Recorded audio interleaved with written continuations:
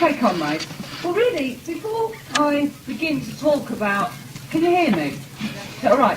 Before I begin to talk about our tradition of fighting racism, really, I think we have to begin by talking a little bit about what racism is. Because if you think about it, it's a very strange sort of idea.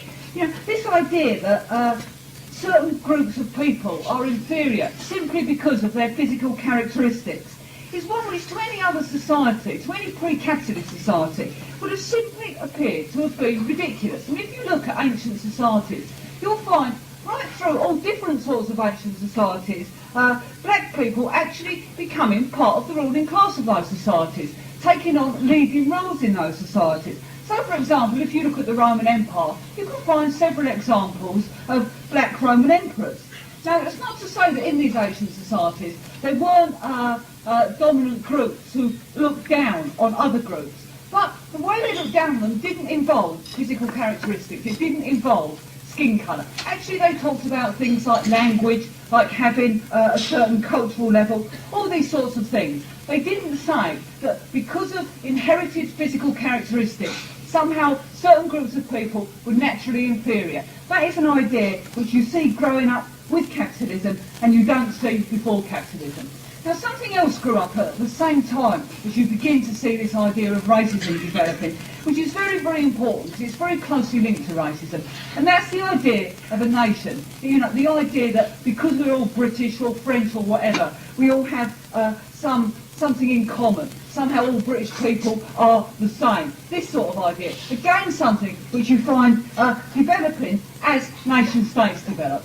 Now, you see, as Marxists, we don't believe that ideas drop out of the sky. We don't believe that a ruling class can just say, right, we want the people we rule to believe certain things, so we'll tell them certain things, and somehow they'll accept it all. No, not at all. Ideas actually come from a material base. If you look at the way racism grew up, and if you look at the way the idea of a nation state grew up, you can see that it did have a material base.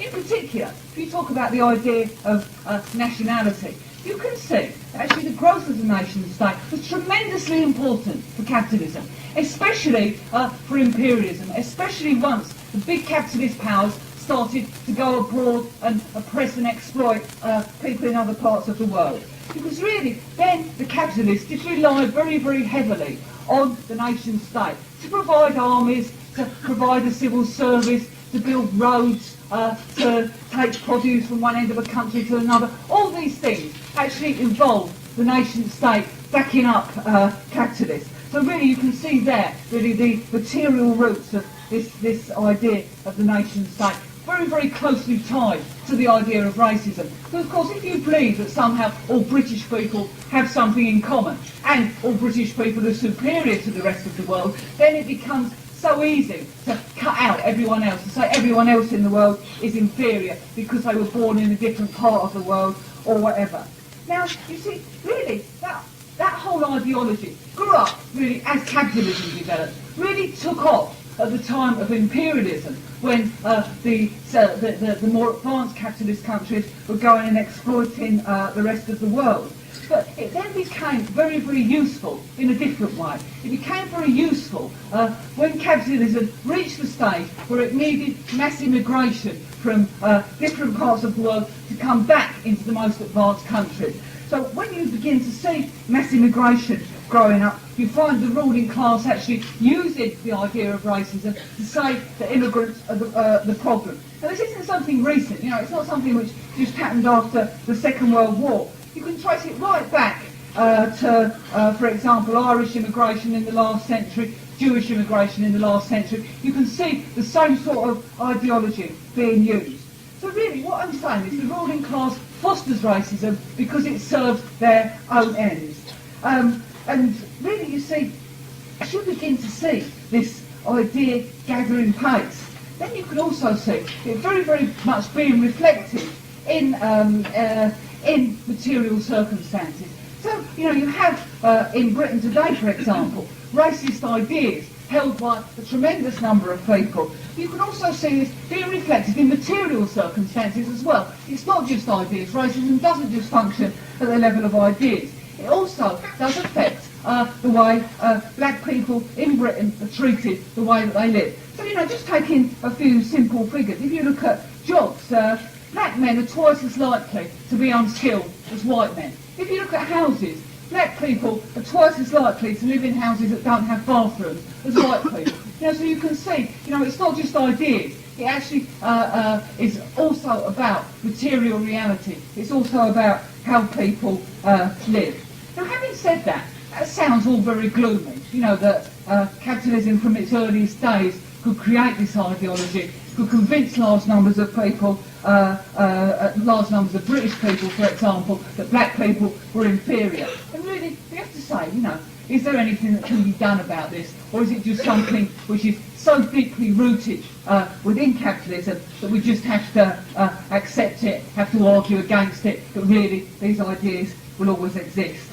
You see, and what I really want to go on to say is if you look at how racism grew up, you can see quite clearly that capitalism created racism.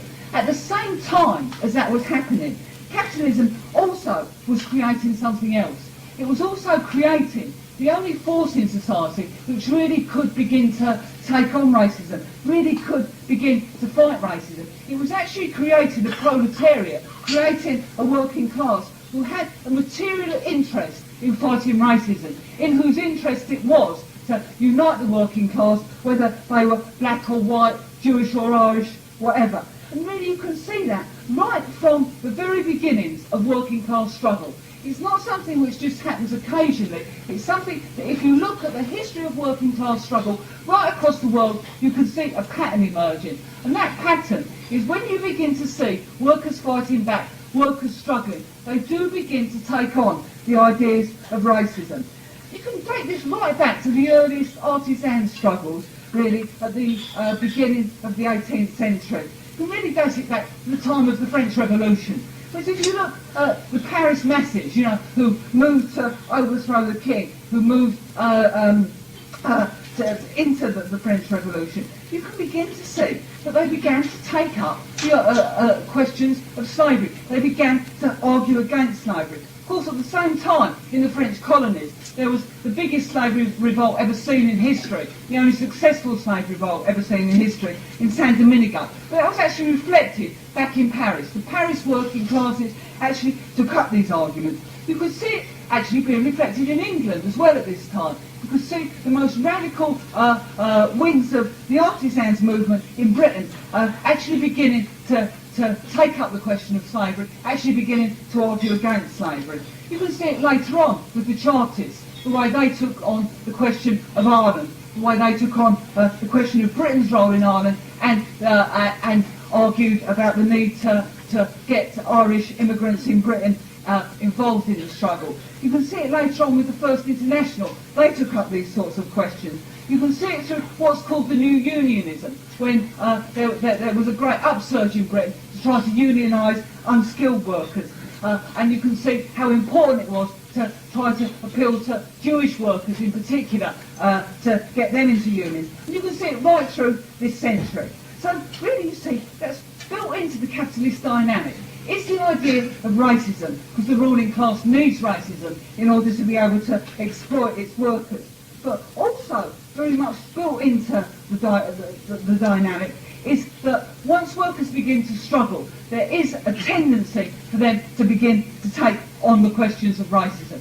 Actually, having put it in that way, that is a bit too simple, to be honest, because if you look, you can also find all sorts of periods in history where workers were involved in struggle. I mean, at some level, workers, of course, are always involved in struggle. There's always some level of struggle between the bosses and workers going on.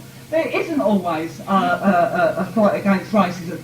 Often, workers do continue to hold racist ideas. So something holds back that tendency to fight racism, that tendency for workers to begin to unite. But really, what holds them back is the whole ideology of racism and how that's perpetrated. And that's something I really want to go on and talk about a bit later. But before I do that, I do really want to go through some of the historical examples of how, when you did see working class upsurges, they did take on the question of racism as being something central and something very, very important, and actually realised that if they didn't confront the question of racism, it would weaken their own movements. So really, I'm going to start off by looking at the beginning of the 18th century and looking at what happened with the anti-slavery movement in Britain at the time. Now, at the time, you see, you had a big, very vocal, middle-class anti-slavery movement. Now, the reason this grew up was to do with economics. It was to do with the fact that slavery no longer really fitted the needs of British capitalism. And in particular, at the time, British capitalism was competing very, very hard with French capitalism, and French capitalism still did need slaves. So it actually fitted a whole wing of the British ruling class to argue against slavery, not only because it no longer fitted their interests, but also because they thought that if they could abolish the slave trade in particular, it would weaken their most dangerous rivals. It would weaken French capitalism. So really you saw a very large, very vocal middle-class anti-slavery movement. But at the same time, particularly within the big cities, you saw the rise of artisans actually beginning to make the first moves, really, to setting up trade unions. You began to see things called corresponding societies growing up, which actually were the first combinations of workers, really. The first time workers actually began to realise that their strength lay in building their own organisations. Now, these organisations took up slavery in a much, much deeper way. Really, what they said, and if you read their literature, you can see it running right through their literature. What they said, really, is that liberty was indivisible. That really, if they were fighting for the liberty of white workers in London, they could not possibly do anything other than fight for the liberty of black slaves in the West Indies. And really, you see, they went in another way beyond what the middle-class radicals were arguing. The middle-class radicals were arguing against the slave trade, but as you found amongst the artisans, arguments coming out actually calling for wholesale emancipation of slaves, saying that they shouldn't be slavery at all. And actually you saw meetings being organised in, for example, Manchester, which at the time had a population of about 75,000. You saw no less than 20,000 people signing a petition demanding the end of slavery. In Sheffield, you saw the biggest ever mass meeting that had been held in Sheffield up to that time in the whole of history, actually calling for the emancipation of the slaves. These meetings actually got so dangerous that by 1795, the government actually banned all public meetings because of the move that was going on around these issues. Now, of course, really, you have to say that while things are going forward, and things were going forward because of the French Revolution at the time, while things are going forward, then really questions of oppression become right to the fore. People will be prepared to agitate and argue about them. But once that movement starts being forced back, as it did start being forced back in the heartlands of the French Revolution in France itself, then you began to see all sorts of backward ideas coming out again. You actually began to see Napoleon, for example, trying to reintroduce slavery at the turn of the century. But again, this caused a reaction in Britain. It caused a spark in Britain. 1.5 million people, British people, actually signed a petition against the reintroduction of slavery as the French were trying to introduce. But really, you see, already the most radical vanguard of the emerging British working class were realising that petitions were not enough. And you began to see, quite early on really, artisans in London actually beginning to try to make revolutionary propaganda amongst West Indian slaves. You began to see people that were involved in far-left organisations, particularly in London, involved in the corresponding societies, the early form of trade unions, actually smuggling socialist propaganda, early socialist propaganda, out to the West Indies. Again, using the idea that if they were fighting for their own rights, if they were fighting for their own liberty, there was no way at all they could do anything other than support and agitate for the liberty of the West Indian slaves. It's quite interesting to note, actually, if you look at the people that were involved in this sort of agitation, particularly in London at the time, several of them were black. And they weren't just involved in race issues, they were actually centrally involved in trying to build the first trade unions in Britain, actually trying to agitate around a whole range of issues, not just slavery, but slavery was seen as very, very central to that. So really, that is the birth of the tradition, and it goes right back to the birth of the working class. It's not something which just emerges occasionally or emerges much later. It actually goes right along with all this early agitation, all the early fight backs against the bosses by the working class. And you can see the tradition actually being carried through to the probably the biggest mass movement against the government which Britain's ever seen, the Chartists. You can see it very, very clearly there. Now, before I go on to talk about that, really something else I want to say is if you look always at racism, you'll find the central focus of it changes. Which particular group is being attacked at any particular time actually changes. It changes for all sorts of reasons. What the ruling class is up to, what groups are being pulled into the country through immigration, all sorts of things like that. Actually, by the time of the Chartists, by the late 1830s, 1840s, really, although slavery was still an issue, actually what the central thing was the question of anti-Irish racism, the question of how British workers talked to the huge numbers of Irish people that were being pulled in to Britain, as you saw in the first mass wave of immigration into Britain. Now, the ruling class, right from this time, actually began to whip up anti-Irish racism. You know, you can see the pattern established right from that time. When an immigrant group comes into Britain, the ruling class actually tries to whip up a racist feeling against them. But really, the Chartists very, very much took on this question. They did take on the question of slavery as well, particularly slavery as it applied in the United States. But really, the key thing, the thing that they agitated over constantly, was the question of Ireland. Just to give a bit of a flavour of this, in 1948, a huge meeting in Leeds, and the meeting had three slogans: Republic for France, Repeal for Ireland, the People's Charter for England. And you see quite clearly how they saw their own fight in Britain being linked to international issues, being linked to what was going on in the rest of the world. Constantly you saw them coming out with slogans about Britain's role in Ireland, about why Britain was oppressing the Irish people, etc., etc., etc. Now, really, to say, why did this happen? What was it that meant that the Chartists took up these sorts of questions?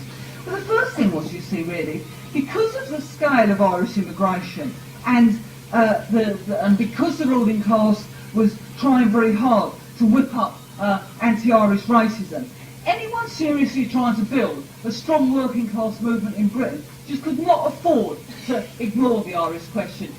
Any serious militant ignored the Irish question at their peril, really, because it was already becoming such a deep division within the British working class. The other thing, though, which I think is very important, because here you can see a real difference between at least what the left wing of the Chartist movement did and what later reformists did. You can see a real difference with how they viewed the ruling class.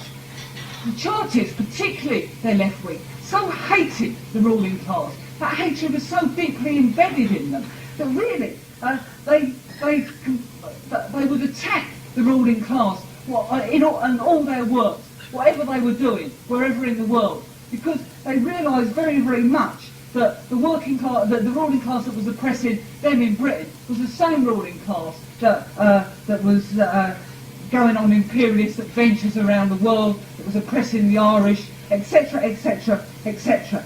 And this meant very, very centrally, because of course this was the time when British imperialism was really beginning to rise. It meant very, very centrally that they took up the question of colonialism. They took up the question of Britain's role in the world very much, and very, very clearly said that the British ruling class's imperialist strategy had nothing at all to do with the working class. There was no benefit at all to the working class. So it's a quote from the Northern Star, which was the biggest and best Chartist newspaper from 1938. This is what they said in one of their editorials. We have no colonies. Our aristocracy, our merchants, possess colonies all over the world. But the people of England do not possess a sod of ground in their own country, much less colonies in any other.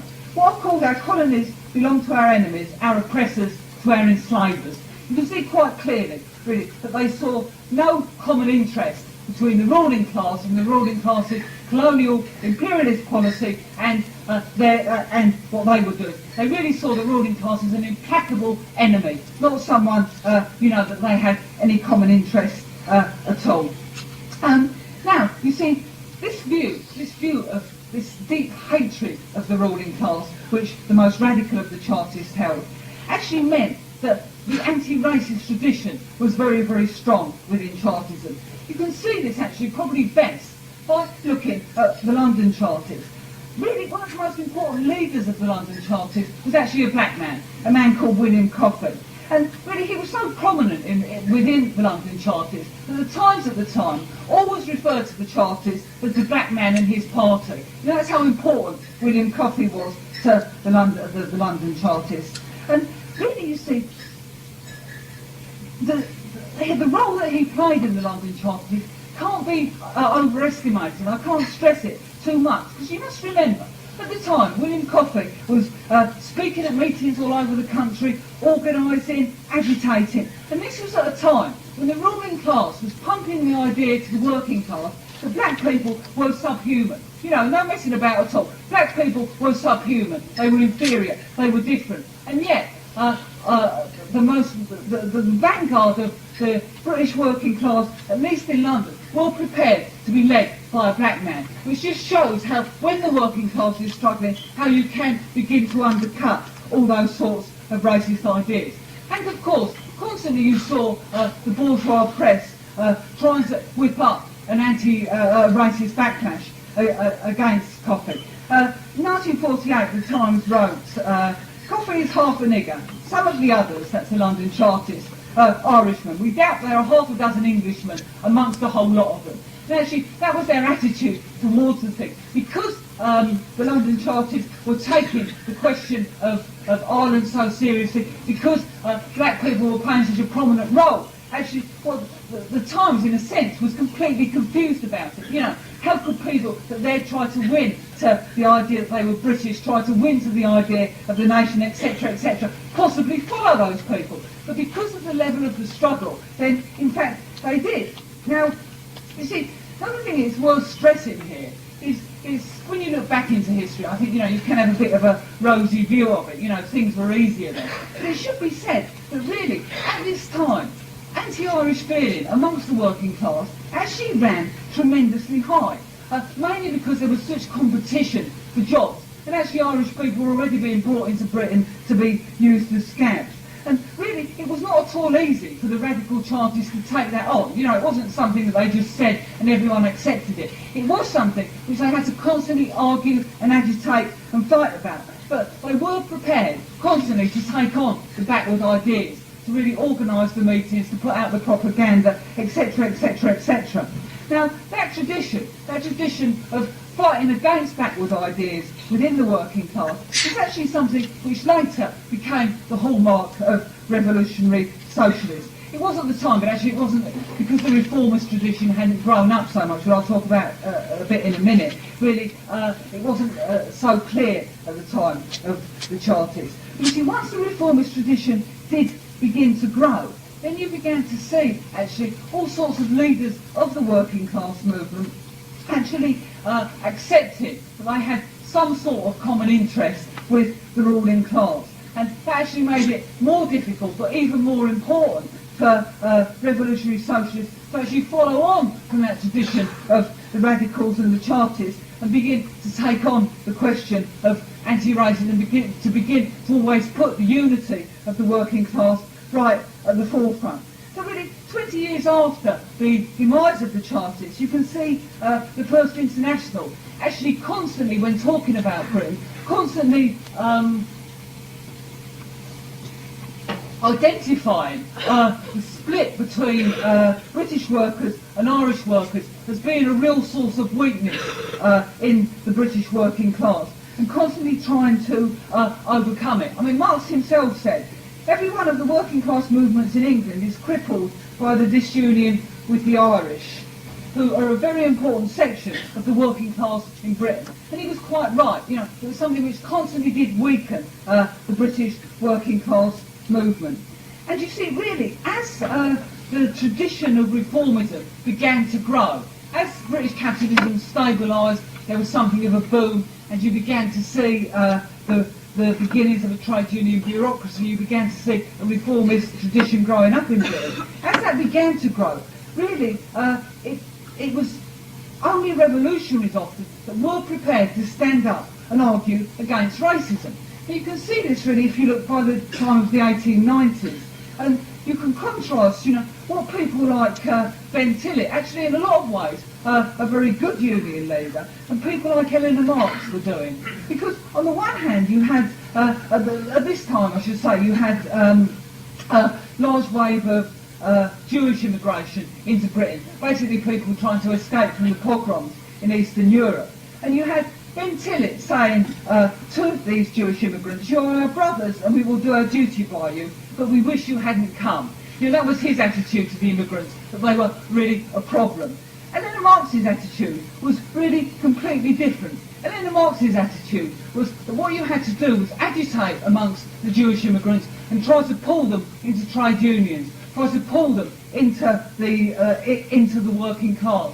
Actually, she saw that the way to overcome racism was to get people fighting, was to get people united and fighting, and by that you could begin to undermine racist ideas. And she could do that because she understood who the enemy was, because she understood that all workers had an interest in fighting capitalism, and the only way they could fight capitalism was if they were united. So you found Eleanor Marx saying by the 1890s, when she spent some time in East London trying to organise Jewish tailoring workers, she said, I appeal for unity between English and Jewish workers in the fight against the single enemy, capitalism. Now you can see that really, that tradition was something which she'd learned from the Chartists, she'd learned from the radicals, you know, that there is one enemy, and the enemy is capitalism, and that is who we have to fight.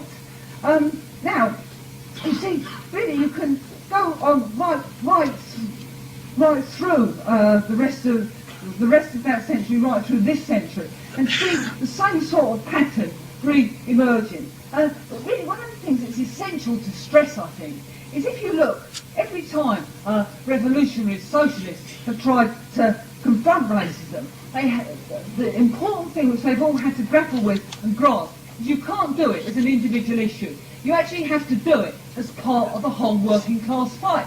And probably one of the clearest ways you can see that is if you look at the anti-fascist agitation, particularly in London in the 1930s, where, although by that time the Communist Party had become completely Stalinised, it still did have some tradition of agitating and organising amongst workers. You'll find the Communist Party won respect, not just by taking on the question of fascism, not just by taking on the questions of racism, but by taking up all issues and showing that they were the best fighters on a whole range of issues. And why they were the best fighters? Because they understood the need for the unity of the working class. You know, and I think that is something which has to run right through our tradition. You don't see racism as something separate, something different. You actually see it as something very, very much tied in to the whole fight against capitalism. Now, I just want to talk briefly about the other tradition, about the tradition of reformism. You see, I think it is completely different from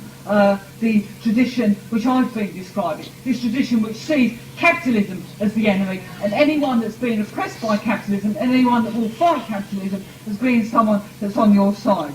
But you can see this quite clearly if you look at the history of Labour governments. So, you know, if you look at the first Labour government, the post-war Labour government, you can find really right throughout, particularly their foreign policy, this idea that somehow what was important was bolstering up, defending, improving British capitalism, not actually giving support oppressed workers around the world, not actually beginning to build up some sort of united fight between black and white workers and all the rest. Actually, during the post-war government, US Secretary of State, writing a letter about the Labour government, said Britain's stand on foreign policy was not altered in the slightest, as far as we could discern, by the replacement of Mr Churchill and Mr Eden by Mr Bevan and Mr Attlee. This continuity of foreign policy impressed me. Now really you can see just how different that sort of idea is from the idea of the Chartists, which I was talking about earlier. If you remember, the quote, we have no colonies, we have nothing in, no similar interest with the ruling class. How different that was from what the post-war Labour government was doing. Now, you see, you have to say, why did the Labour government behave like this? The answer really is quite simple. The answer is that they were trying to run the system, and the system actually needs racism. It actually needs to be able to shift people around the globe, to be able to bring immigrants into the country, exploit them terribly, give them rotten housing and all the rest of it. At the same time, it actually needs to be able to pursue a foreign policy which makes sure that third world countries are kept in poverty, never allowed their industries to develop, etc., etc., etc. And you can't ride both horses at once. You have to really choose one side or the other. There are two very, very distinct traditions. One is the tradition which actually says that somehow we have some sort of common interest with the ruling class, and therefore immigrants are a problem, therefore we must stop people coming into the country and all the rest of it. The other one is the tradition which says capitalism is the implacable enemy. Anyone that's oppressive is our friend. Anyone fighting back is our friend. And we can only defeat capitalism if we have a united working class.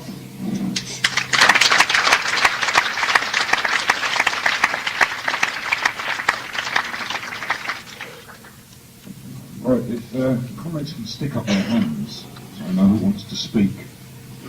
No, can you come to the microphone? And when you come to the microphone, can you say who you are?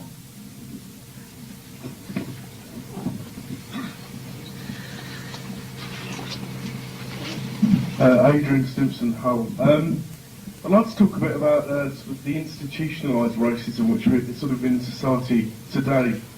Because I remember people who've been living in Hull for a long time, God knows why, they've been telling me that during the sort of late 70s when the National Front was on the move, mobilising, that they couldn't walk down the street with an SWP badge on without being chased down the street.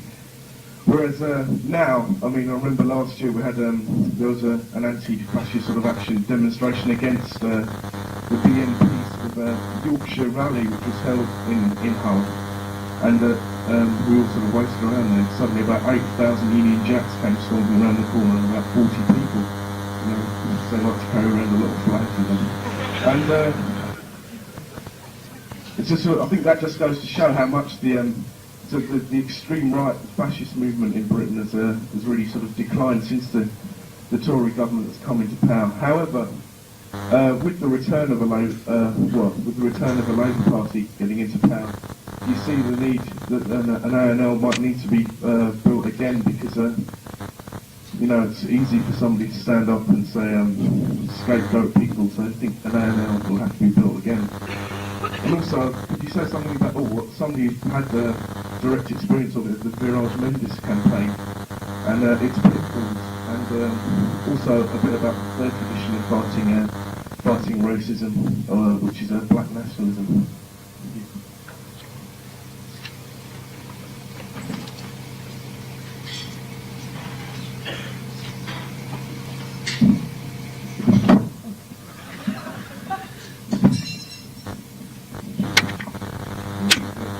Racism is absolutely central problem for socialists to address, and that the black people in this country face very deep and pervasive racial oppression, and we absolutely, as a matter of principle, in a way that certainly isn't true inside the Labour Party, when you have, for example, things like Birmingham, a Labour Party which is deeply riddled with racism, whose leadership is currently persecuting the black sections and attempting to drive black militants out of the Labour Party. Certainly compared to that tradition, the reformist tradition, we say as a matter of absolute principle, revolutionary socialists have to oppose racism. So we don't need to be preached about the importance of racism. So secondly, the question of the question of black nationalism, which a couple of people have raised so far. There's going to be another major meeting on the whole experience of black nationalism in the US, at which some of these issues can be pursued further.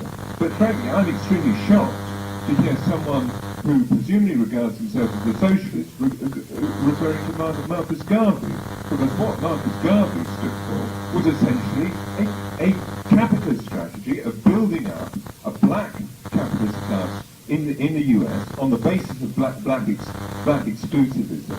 He was prepared to play, to negotiate, to have relationships with many of the most reactionary forces in white society, ranging from anti-Semites to the Ku Klux Klan. And therefore the idea that one can simply quote Marcus Garvey as some sort of authority on how black people can defend their interests seems to me fantastically dangerous. The crucial question, and the question that Anne was really trying to address to, is there a strategy that can involve not simply black people fighting their oppression? Of course, it's a matter of principle for revolutionaries to support black people in fighting their oppression, whatever form that takes. Is there a strategy that can draw in wider forces other than black people in fighting racism and destroying racism? And that the answer that we can come up with is there is. It's a strategy that's based upon the unity of the working class and the fact that white workers, along with black workers, have a common interest in fighting oppression. It isn't a moral issue. It isn't a question of that white workers ought to fight racism. It's absolutely essential to the interests of white workers themselves to fight racism, because racism is against the interests of white workers, because it divides white workers and therefore weakens the ability of the working class to fight capitalism. And that's really the point from which we have to start. Now, in that context, the tradition, the revolutionary tradition of fighting racism, which Anne talked about, is very, very important, because it challenges the picture that we get, actually both from the reformists and from the black nationalists, which is that there's no tradition of struggle against racism that involves white people in the white working class. And when you look at the picture, you actually see that in this country, despite the horrible influence of imperialism and racism upon the labour movement in this country, there is actually a very fine and long-standing tradition of white socialists and white workers who recognise their common interest with black people in fighting oppression. It isn't simply a question of, in the abstract, talking about the interests of white workers in fighting racism. There is a tradition on which we can build. Right, Amajit, the contributions are going to have to be quite brief because it's a very short meeting.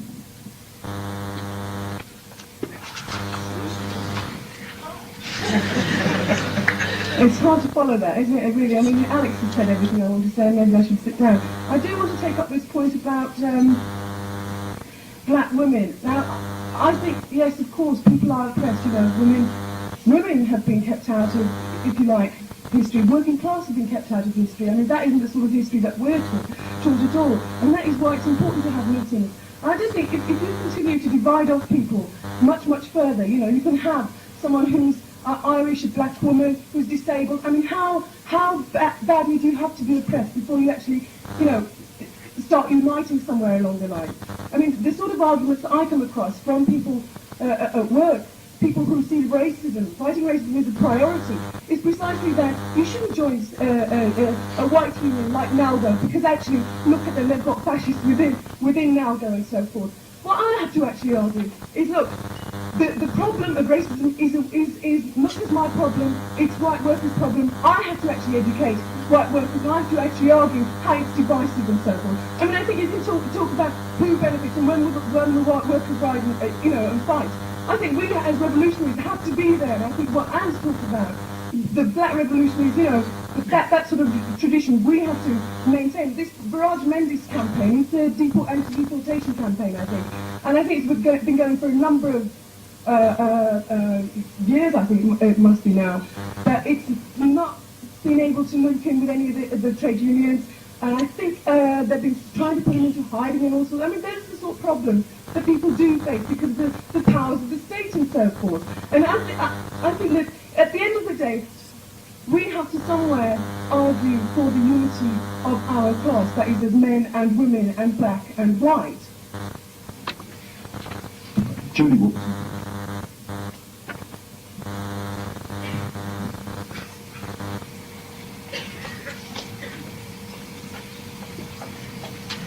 Like, just to come back, when the comrade was speaking for the Labour Party about switched off, but it's called a hangover. But when the comrade was speaking about the states and stuff and about how, you know, we have to speak about different traditions and how you fight back about like black nationalism and all the rest of it. You look at in a place in the States in the 60s where people, I mean, incredible, horrible, stinking racism, which is inbuilt into the system when people actually fought back against it. Brilliant, absolutely, we support it, but as revolutionaries, we can never be the cheerleaders for when people fight back, and therefore no look at the weaknesses inside the movement, which then maybe leads to them no actually looking to the central problems, because what's led to the 60s and the fight back here in blacks there and the riots inside the state is actually into bloody reformism. That's what's happened to it. It's people there, right, who in the 60s fought back against racism and now standing to try and be president of the United States or standing for Senate and all the bloody rest of it, and absolutely horrible, stinking capitalist and racist parties as well. And actually when he speaks as well about, you know, well, we'll just, up until the revolution, we'll be for you, you know, we'll be for ourselves, and inside trade unions, look at what that means, comrades. It isn't just a question of saying, oh, well, we think you've got the wrong line. It's actually a bloody dangerous line. Look at what happens in places like Camden, where the black workers group, actually inside that, and the trade unions say, well, you know, we're all for ourselves, we're for the blacks, for the oppressed. Of course, we defend the oppressed to fight back, but we have to say we've got the right strategy based on the working class. That'll never ever lead to any kind of successful conclusion. What it leads to in Camden is the fact that the director of social services, a black guy, actually comes in and says to blacks, drop your union card, don't be a steward inside this place, and all the rest of it. Bloody reactionary, that's what it is, because it fails to take on the racist ideas that white workers have inside the union. Again, in Haringey, a year ago, 2 years ago after the riots in Broadwater Farm, what did you see there, comrades? What you seen there was that the Reformist Council, the left-led council, who actually had given good reforms to certain sections inside the council, had left the bloody manual workers to be run by bloody racists. That's the truth of it. And they organised a 24-hour strike against Bernie Grant and against the left-led council. Bernie Grant never went to the meeting to try and stop people going out and strike against them. The trade unions never went down there. The left, so-called left-wing UPie and the TNG actually ignored that meeting. The fact is, if you have a strategy, they organise independently inside the trade unions. It's the only wrong one. It's a very, very dangerous one, which splits up the struggle. And actually, when you look at the way in which reformism at a local level is tried to tokenistically deal with racism, actually leaves the bloody majority of the white working class to the racists. And actually, I think, just to finish off, when we actually say that we've got a strategy for fighting back, in terms of, come back to what Anne says, see, what Marx also said was that we can always go on about how horrible the bosses are, and the boss is terrible, we can blame the bosses for absolutely everything. Now that's true, I mean, I think they're pretty horrible and they're racist and they're disgusting, but it also means that you've got to look at the weaknesses of your own movement in terms of how you actually come to terms with fighting back against that system. And that means that for us, when we talk about fighting racism, the working class is central. The working class is the only class inside the system that can get rid of any kind of oppression, women's, black, Irish, you name it. It's the central force, but that means that inside the movement, the revolutionary tradition has got to be in the Socialist Workers' Party. Actually overcoming those weaknesses inside the movement is a strategy of how you unite the working class and how you fight back, and that isn't the Labour. The comrades here are talked by Rahul. I've only got 5 minutes till the next meeting starts, so people... Just 2 quick points. I think that, when the comrade came up and spoke about black nationalism as a way forward, there's been some quite clear examples of those people that are actually pulled through the reformist tradition. Let's just look at somebody like C.L.R. James, right? Because what you see with somebody like C.L.R. James, you see him starting off as a revolutionary, right? Agreeing with the idea of the self-emancipation, that socialists must fight for the unification of the class. And in the 1940s, it looked very much that like they stood on the same ground as the black nationalists. So when inside Africa, many of these countries still under still under colonial imperialism, you see that the leading people that came from there, people like Nkrumah, George Padmore, all these black nationalists, instead of pulling them towards the revolutionary tradition, instead of arguing for the way forward was for black and white workers to unite, they actually moved over to the reformist tradition. They actually took the reformist ones and actually joined them. Now, if you look at look at the example exactly what happened in Africa after that, the black ruling classes actually took over. Secondly, when we argue about inside the United States about the limits of black radicalism or black nationalism, the limits of it are shown when you see that inside 1960s, obviously, people actually fought back. There was a great fight back by black people and the black and white working class uniting. But what we've got to look at is if we look at in 1983 inside Philadelphia, we look at a man called Washington, what he actually did when he took power. What do?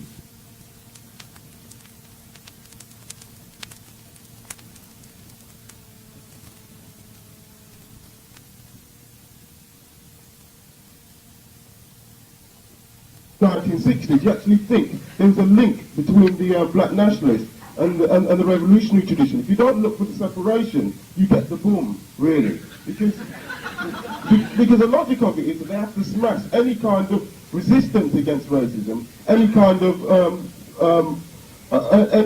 positive change which will look towards the working class to establish any kind of real change. The reason why it's important that we actually stand with we actually say that black and white unite and fight is because no one section of the class can take on the ruling class. If any one section of the ruling class, one section does try to take on the ruling class, actually do get destroyed. So the most important thing is if you really do want to see black emancipation, if you do want to see the end of racism, you have to realise the way to do it is for the whole of the working class to take on their real enemies, to get over their divisions, because a divided working class can never smash capitalism.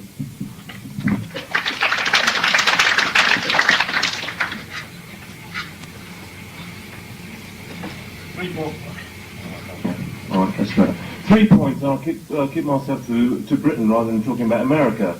And firstly, I actually want to talk about the black sections in the Labour Party, because actually what we've seen with the black sections, and if you remember all the debates that the Socialist Workers' Party has had with the black sections, the principal point that they stood on was we as black stand as blacks as foremost, and we will stand there as the principled person. Man or woman in the black sections will be the principled person. What have we seen this week is leading individuals in the black sections of the Labour Party, Bernie Grant, Russell Prophet, Diane Abbott, individuals like that, capitulating completely when Kinnock and people in the Labour Party and in Walworth Road actually decide to say the election is much more important. what happens is they actually capitulated. And when Comrade from Nottingham Black Session says that in fact when Marcus Garvey talked about actually putting the black communities first, those individuals actually built up their careers, built up their political reputation in terms of actually putting the black communities first.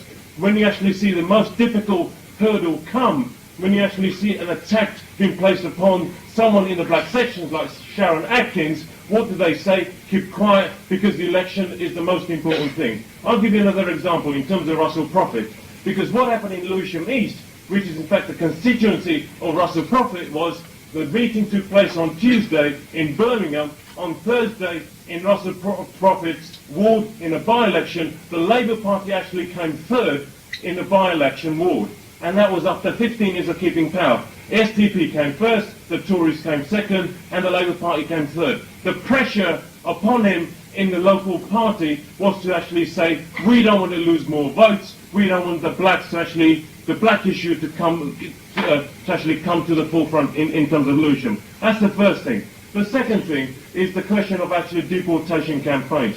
I actually went to Noble Black Workers Conference in Liverpool a couple of months ago. And the argument at that time was to do with a number of deportation campaigns that were happening, but principally about the Rosa Alaska campaign.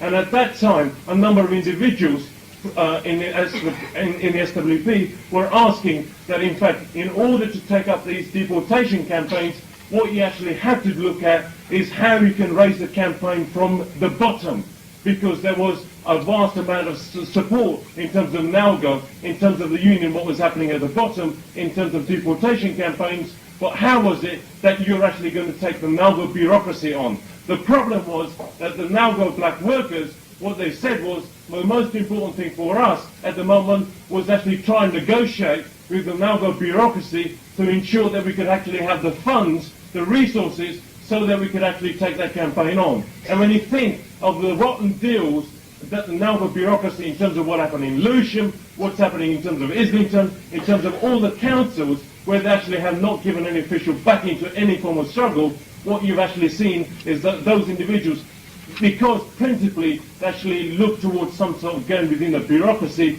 rather than looking at the mass of NALGO members, black and white, what they've actually ended up doing is they've actually,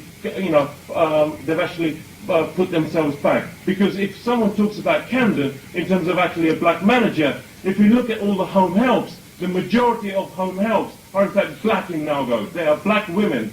And in fact, what you actually what you end up doing is, if you don't fight the council, if you don't take on the union bureaucracy, the people who are actually going to get the worst end of the stick is in fact those home helps. Majority of them are black. And in fact, if it's the black leadership within NALGO actually fails to actually take that on, then at the end of the day, it's a revolutionary socialist who actually have to argue, principally saying the important argument is not just because you're black, we will end up doing it, but saying we as revolutionary socialists, because we see the fight against racism as being a fight against actually those councillors putting the boot in to those union members. So in that sense, we actually have to talk about that. Finally, the question about do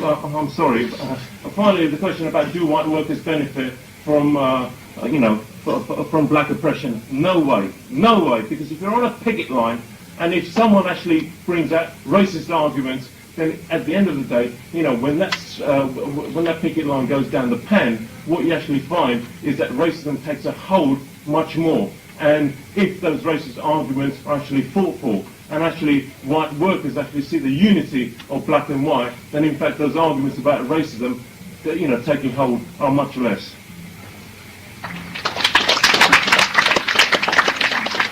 Right, well, I'll really start where the whole finished, because I think really one of the core arguments which has come out is do white workers benefit from racism? We have to quite clearly say no, they don't. It is not in the interest at all of white workers to think that black workers are inferior to them, to think that there are too many immigrants in the country, etc., etc., etc. It's not in their interest, and actually it's very dangerous. It's one of the deepest divisions within the working class.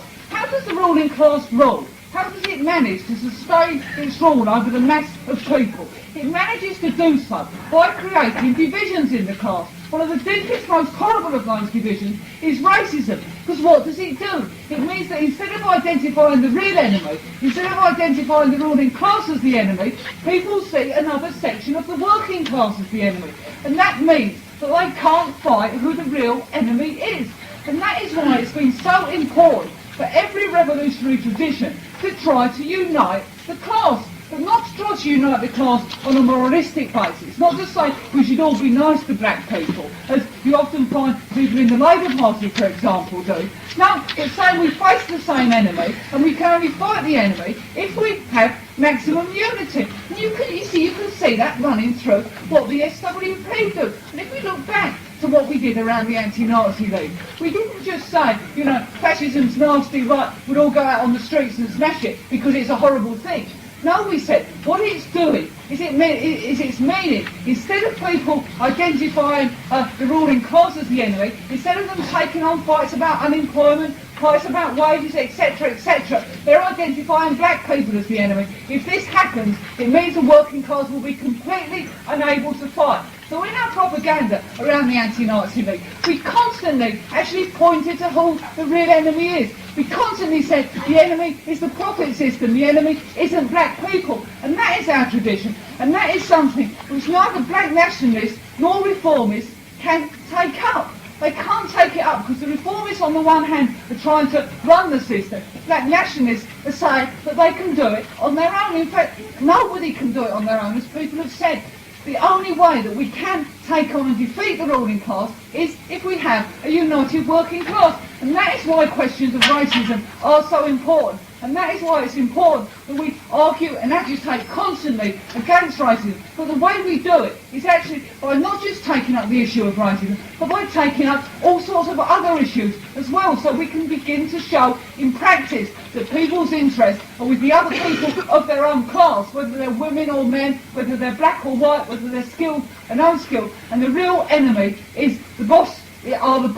And that is why it's so important to understand the experience of the Chartists, to understand the experience of the black radicals in the early part of the 18th century, because they understood that clearly. They understood that the same people that were oppressing them in Britain were the people that were running the slave system in the West Indies, were the people that were building imperialism in India, etc., etc., etc. That is the tradition we stand in, a tradition which hates the ruling class, a tradition which will take on the ruling class, and a tradition that realises the only way we can do that is if we have a united working class.